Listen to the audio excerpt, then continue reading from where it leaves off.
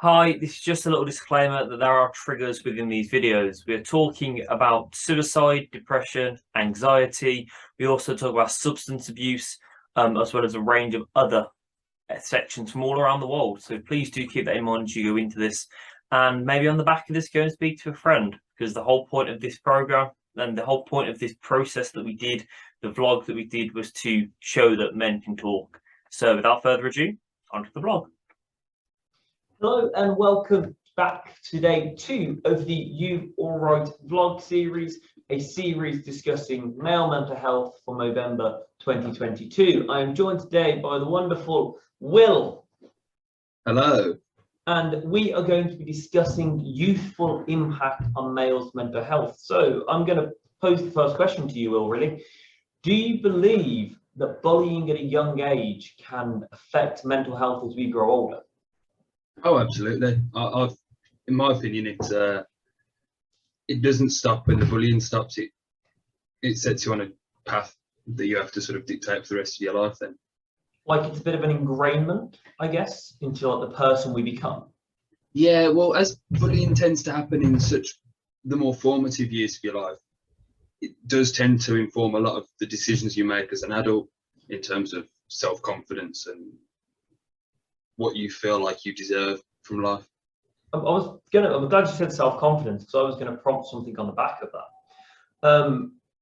Now, it's quite a common thing that you find is that it's repeatable behavior. So someone that feels not confident because they've always been told they are ugly will therefore reciprocate the fact they are ugly, and then other people will also reciprocate they are ugly because they're so adamant of the fact that they can't see past it.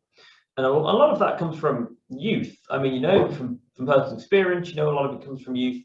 And I know that we both know a lot of people that have been affected throughout their youth and that are now, as adults, kind of still working through it. Do you think there's a way around it? Do you think there's is it something that we can fix? Something that can be looked into? I think there's no working around bullying, really, unless you can completely remove bullying from a child's life from early on enough, which I think is just not realistic. You can only really work through it. So you're sort of fed these narratives via bullying throughout your childhood, which you then come to believe. And the only way to sort of come through that is, well, to go through it and to sort of unlearn those things over time. And take the ugliness example that you just used. If you're bullied at school for being ugly, you learn to believe that and you internalize it, that you are ugly. And even just things like the way you carry yourself and the way you interact with other people reinforces this belief. And if you truly believe that you're ugly, that does then reflect on it. That informs other people's opinions of you, which then just serves to reinforce that behavior. So you have to sort of unlearn a lot of these things, which can only happen with time, patience, and the hard work. Then I think it's the hard work that trips you up as well, because there's so many small relapses and disadvantages within that time that actually, as you're moving through the motions and maybe you're there going, I'm going to get through, just to carry on the ugly line. I'm going to carry on. I'm going to make sure that I know that I'm beautiful and everything. And someone will say one thing to you, and it's like all those bullying memories that are in your head back in your face, and you're back a few steps.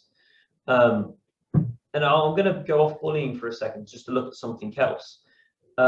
And guys, this is a bit of I'm going to put a bit of a trigger warning there for abuse. It ties into something I was actually speaking about today, funny enough. Do you also believe that people that may suffer physical abuse, like bullying, physical bullying in their youth, will become more susceptible to it later? I'm not really sure on how much more susceptible they are to it, but I certainly feel like they'll probably respond differently when they do encounter it to someone who's never been physically bullied. Because there's a level of acceptance that I think you learn if you're physically bullied and assaulted as a child.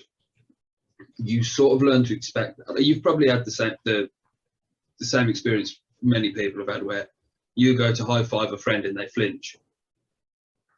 And those sort of things do become habits. And I feel like people who've been sort of repeatedly physically bullied or assaulted, that it tends to be more familiar to them, I think, so they're more willing to accept it. Whereas if you've not been physically bullied, I feel like because it's such an alien thing to you, you're more prepared to stand up and say, stop, and protect yourself. Whereas I think if you've grown up with it, it's just one more in the line of things that have happened. And if you open it out of the physical side, if you look at the emotional side, you know, and again, this kind of where I can bring in what we said earlier about the bullying. If you have like emotional abuse in a young age, and that you have been, I don't know, maybe a victim of neglect or actually a victim of mental harassment or anything like that, you're generally more not susceptible, but when it happens, you don't tend to always fight against it because you have just kind of like that, when it's happened before, I can just do it again, which I think in its own way is damaging. Yeah, because you learn to accept it, I think, to an extent, and the more freedom you give those treatments towards yourself, the more freedom you give that, then the more it affects you, and it becomes just like the bullying thing we mentioned earlier, becomes cyclical. You inform other people, they reaffirm it to you, and it just becomes this cycle that becomes very, very difficult to break out of. And of course, it becomes more difficult because, as we both know, you know, you have banter with your mates, and I think sometimes you, without knowing it, are creating that not relapsable state, but you're prompting that it's you. You know, you're bringing up these memories, you're bringing up these realisms that you may have gotten rid of, that you may have come back from. And it's not something really I think you can predict, especially in later life, because you have conversations about everything, and humor is a coping mechanism. So you joke about everything, and then it's when you stop joking about it, isn't it, really? I think with banter particularly, as a more of a British phenomenon, I don't know how many, you know, what kind of audience we'll have abroad, but in the UK certainly, it can be quite difficult to distinguish between banter and bullying. And so often in my life, people have legitimately bullied me and then tried to dismiss it as, oh, it's only banter. And then you've had other times where people have genuinely just been having a laugh and they've not felt that they're being unkind and they've not intended to be unkind. But it's been a little bit too familiar and it's affected you in a certain way. And I think with your friends, it's very important to be able to have that conversation, say, look, I know you was joking, or I believe you was joking, but, you know, maybe avoid that topic in future, or just be a bit kinder in terms of that, whatever it was they were just joking about. And then it comes down to boundaries. If they're a good friend, will say, fair enough, I apologise, didn't realise, and they'll move on. If they don't, and they continue to make those kinds of jokes and make comments that they now know are harmful to you, then that's how these things escalate, because you've essentially given them permission to continue in their mind anyway. And it's very important to be able to set firm boundaries down.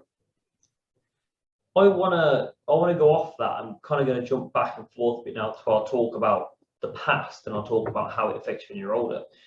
Have you ever been? I'm going to assume the answer is yes, but then you can definitely correct me if you want.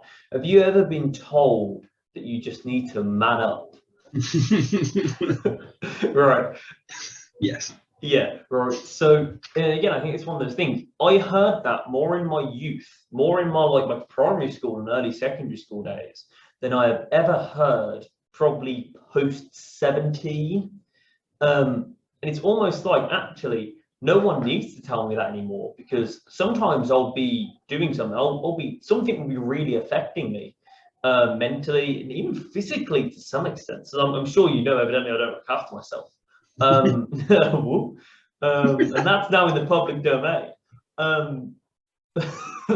You know, and because inside your head you're like, I was told to man up at a young age. I think that shapes a bit what men do, because we've spoke before. They have issues around sharing. A lot of men won't share. They don't feel like they can share because they have to just man up, and that idealism's got to come from somewhere. We're not born knowing that we have to be the strongest people in the world and we can't have bad days. Yeah, I agree, and I think, like you say, no one is born with the ideas of what makes a man already ingrained. I mean, all you have to do is look at what manhood and masculinity look like in different cultures around the world. I mean, an Italian man versus a British man versus an American man will all behave very differently. The Englishman might think that the American is way too friendly and over energetic and, oh, please just shut up. He might think the Italian man is way too emotional and just overreacts to everything. And then vice versa, the Italian might think, oh, this Englishman, he doesn't respond to anything, he's just completely clammed up. And I think it's very important to understand that those things don't make a man, and however you want to express your masculinity and how you think a man should behave.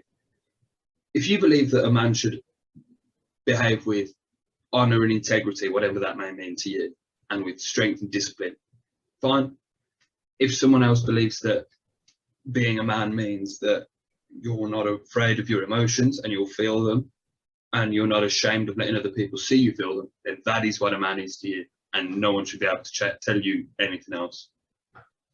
Unfortunately, there's a lot of people out there, I think, that ingrain not the you be whoever you want, but this is how we should be in society at a young age. And even though I think we're moving away from that, and I think there is a lot more people having the conversation, I feel like there's still people out there that just, it's one of those things, isn't it? Like, we both lived through it. Some of my kids, some of the people that I teach, they say certain things to me, and I'm like, I thought we were farther from that than you currently are. Yeah, I thought he was best there.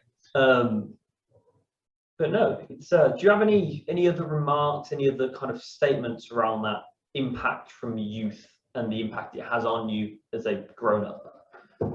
In terms of the man up phase, or sort of in general? Just in general. And I said the word grown up, that felt disgusting coming out of my mouth, that did. I'm not a grown up. I'm an adult. I think it's very important to understand that things like bullying and the internalization of phrases like man up, or you've got to be tougher, or this and that, these do leave real world effects on a person that can last for a very long time. And there is no shame in being affected by things that happen in childhood well into your adulthood, because that happens. And there is no shame in saying, look, I'm struggling with these things, I could do with some help. In my opinion, a man is someone who's prepared to ask for help when they need to be. An adult is, obviously women are exactly the same, all genders. If you need help, you should be able to ask for it. This is a team effort at the end of the day. And I'm glad you said that, because that kind of leads me on to a nice ending here. This is day 2 of chats that we plan to be having all throughout the month of November. And I've got another 28 to record. And more than likely, you'll probably see Will again at some point, as you will see some familiar faces, and you get to see me in all of them.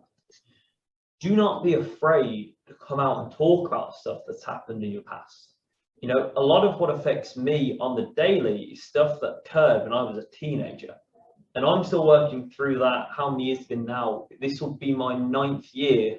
No, 7, 8, 9, 10th year of working through that and continuing. And I know a lot of people out there, and a lot of men have only just started that conversation they need to have with themselves, and they're only just starting on that pathway. If you need help, you can reach out to local mental health charities, or you can reach out to the Samaritans. I will put their number somewhere on the video, whether that's in the bio, the description, or anything else. Will, I'd like to thank you for sitting in and having this conversation with us. Thank you very much for having me.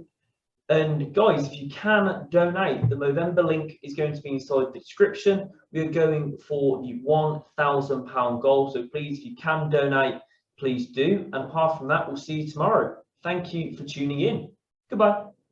Bye. Thank you for watching that You Alright blog. It's been a phenomenal journey that we've been on to get this far, and we're hoping that it will long outlive the vlog series.